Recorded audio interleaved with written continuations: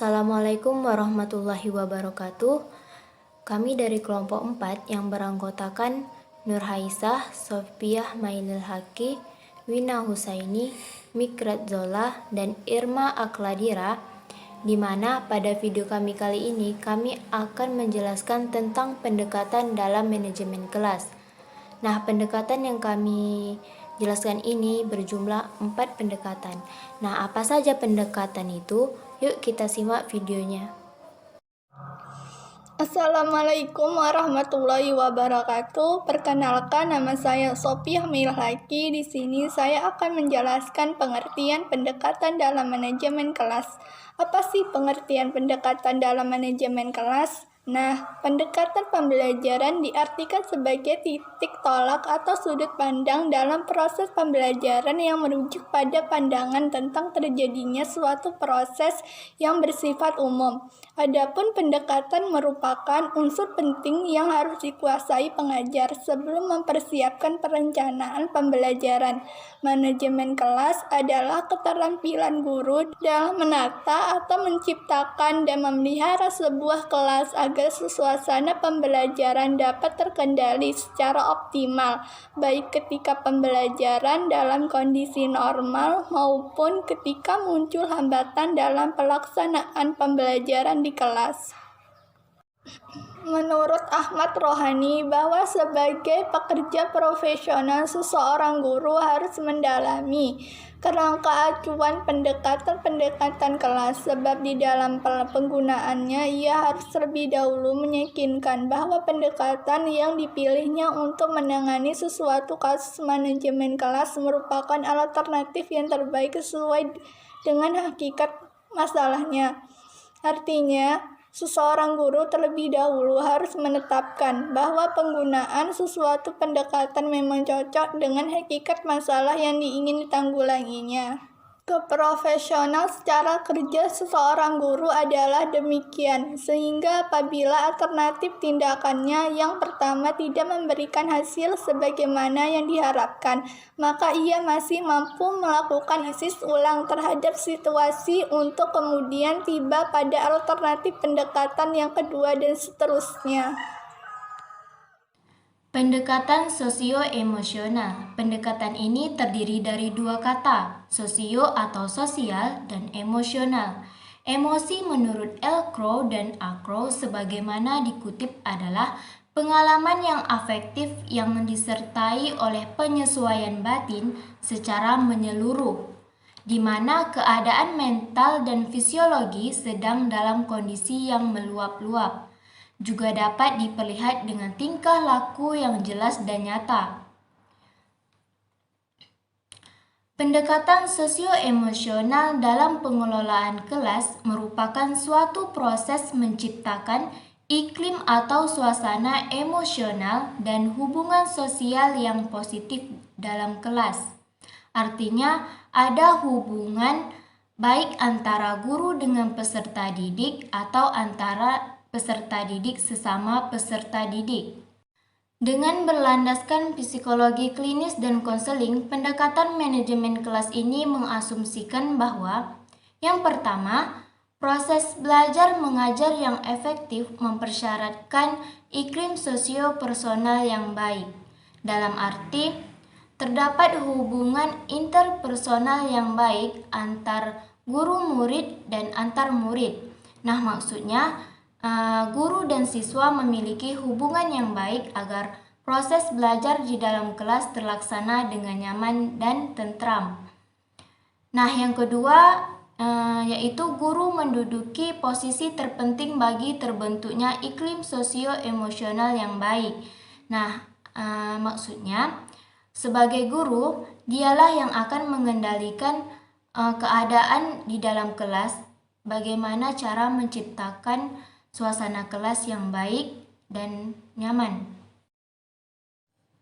Pendekatan ini dibangun atas dasar bahwa pembelajaran yang efektif tergantung hubungan yang positif antara guru dengan peserta didik dan peserta didik sesama peserta didik.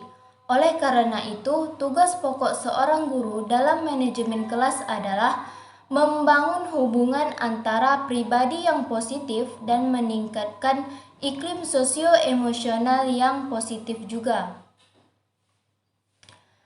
Thomas Gordon mengemukakan hubungan guru dan siswa dikatakan memiliki iklim sosio-emosional yang baik apabila hubungan itu memiliki sifat-sifat sebagai berikut. Yang pertama, adanya keterbukaan antara pendidik dan peserta didik. Nah, sifat ini menghendaki antara guru dan siswa saling bersikap jujur dan terbuka dari satu sama lain. Dan yang kedua, adanya sikap responsif. Nah, sifat ini menghendaki adanya kepekaan antara guru dan siswa, terutama dari guru. Sikap ini harus ada dalam iklim sosio-emosional, karena interaksi sosial dapat dipastikan akan banyak memunculkan penilaian antara satu individu dengan individu lainnya. Yang ketiga, saling ketergantungan antara satu dengan yang lain. Pendekatan sosio-emosional sejatinya memang memupuk sifat merasa saling membutuhkan satu sama lain. Bertolak dari sifat inilah diharapkan akan muncul hubungan yang baik antara guru dan peserta didik. Yang keempat, adanya kebebasan. Kebebasan di sini artinya adanya penghargaan dan penghormatan akan terhadap berbagai keberagaman yang ada dalam peserta didik. Peserta didik diberikan ruang yang cukup untuk dapat tumbuh dan berdasarkan keunikannya, kekreativitasnya dan kepribadiannya masing-masing. Yang kelima, saling memenuhi kebutuhan. Dengan adanya sikap ini, maka hubungan yang terjalin di dalam kelas melalui kegiatan pembelajaran adalah rasa saling melengkapi antara guru dan siswa. Yang ketiga, saling ketergantungan antara satu dengan yang lain. Pendekatan sosio-emosional sejatinya memang memupuk sifat merasa saling membutuhkan satu sama lain. Bertolak dari sifat inilah diharapkan akan muncul hubungan yang baik antar guru dan peserta didik. Yang keempat, adanya kebebasan. Kebebasan di sini artinya adanya penghargaan dan penghormatan akan terhadap berbagai keberagaman yang ada dalam peserta didik. Peserta didik diberikan ruang yang cukup untuk dapat tumbuh dan berkembang sesuai dengan keunikannya, kekreativitasnya, dan kepribadiannya masing-masing. Nah, yang terakhir, saling memenuhi kebutuhan. Dengan adanya sifat ini, maka hubungan yang terjalin di dalam kelas melalui kegiatan pembelajaran adalah rasa saling melengkapi antar guru dan siswa.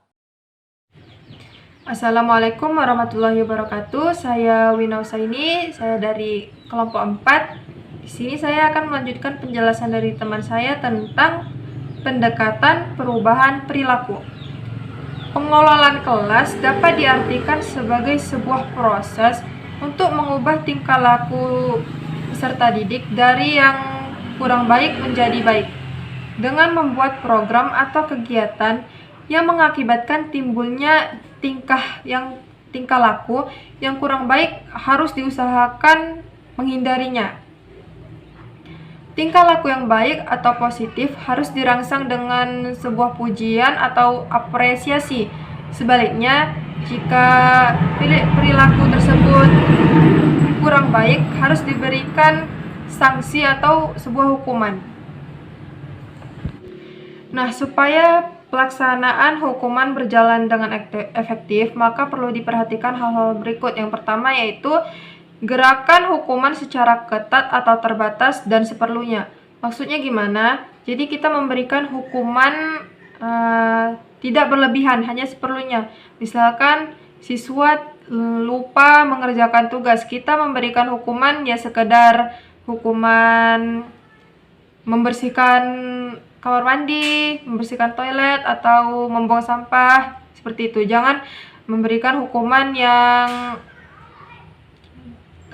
melukai fisik gitu. Berikutnya yaitu menjelaskan kepada siswa alasan kenapa sampai-sampai siswa tersebut mendapatkan hukuman dari kita. Jadi siswa juga wajib tahu apa sih kenapa bisa-bisa dia mendapat hukuman gitu. Jangan kita hanya memberikan hukuman, oh kamu lari lapangan, tapi dia nggak tahu alasan dia dihukum itu kenapa. Jadi kita wajib memberitahu juga supaya siswa itu tidak salah paham dengan kita. Berikutnya yaitu berikan penguatan dan hukuman secara profesional. Apa itu? Misalnya beri hukuman ketika peserta didik tidak menyelesaikan tugas.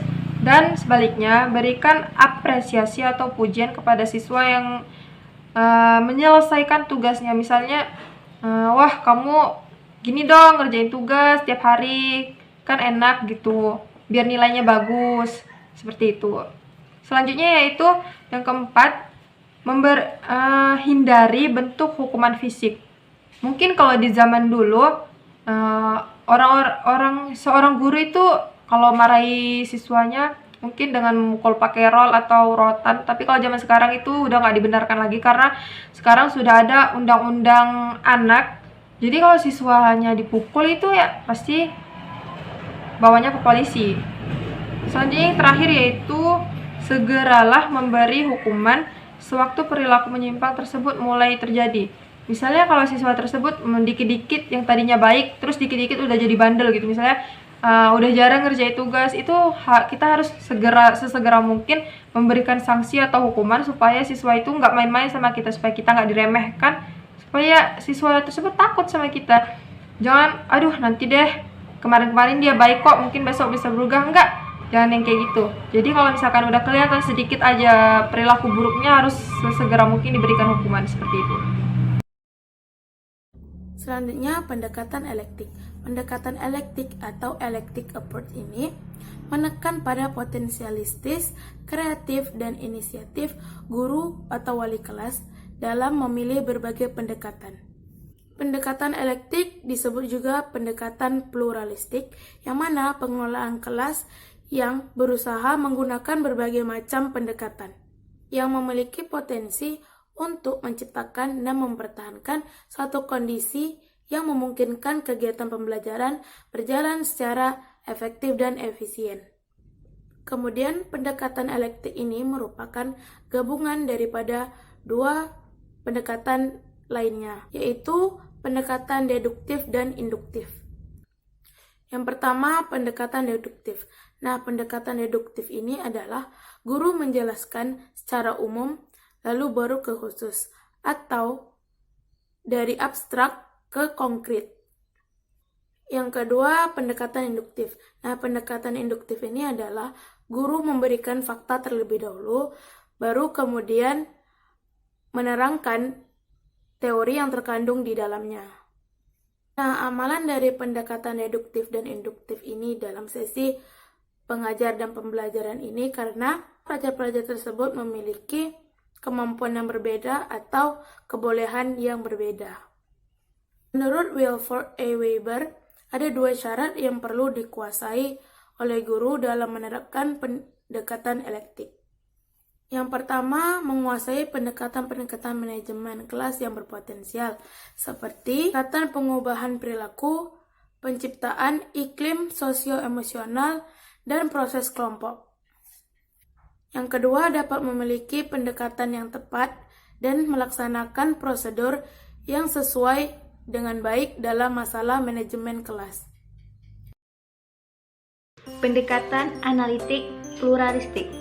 Menurut Aminuddin, pendekatan analitik merupakan pendekatan yang berupaya untuk membantu membaca, memahami gagasan, cara pengarang, menampilkan gagasan, sikap pengarang, unsur intrinsik, dan hubungan antara elemen sehingga dapat membentuk keselarasaan dan kesatuan dalam rangka totalitas bentuk dan maknanya. Pendekatan analitik pluralistik memberi kesempatan kepada guru untuk memilih strategis manajemen kelas atau gabungan beberapa strategi berbagai pendekatan manajemen yang menanggulangi masalah manajemen kelas yang dianalisis. Pendekatan analitik pluralistik tidak mengikat guru serangkaian strategi tertentu. Guru bebas hak untuk mempertimbangkan semua strategi yang efektif. Terdapat 4 tahap pendekatan analitik pluralistik perlu diamati dengan penggunaannya. 1. Menentukan kondisi kelas yang diinginkan. Langkah pertama dalam proses manajemen kelas yang ideal. Adapun keuntungan utama terciptanya kondisi kelas diyakini guru sesuai adalah: 1. Guru tidak memandang kelas semata-mata sebagai reaksi atas masalah yang tertentu.